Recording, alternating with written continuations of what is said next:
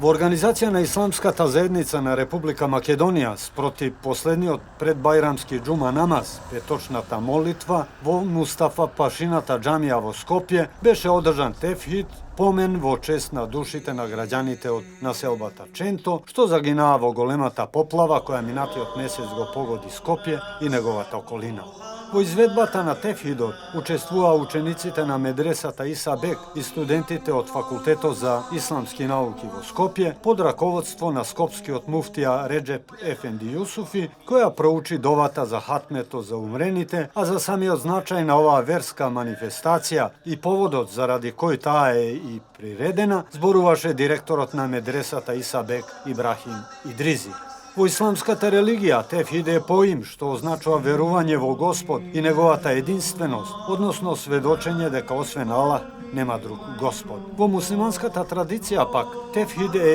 истовремено и помен за умрените и се состои во учење на побожни изреки и молитви. Обично се учи во куќата на умреното лице на денот на погребувањето, потоа на 7, на 40 дена, половина година и по една година. Со оглед на карактерот, димензијата и бројот на загинатите во августовската трагедија, овој пат поменот за нивните души е приреден спроти петочната молитва во очи Курбанскиот бајрам во една од најпознатите скопски џамии, Мустафа Пашината џамија.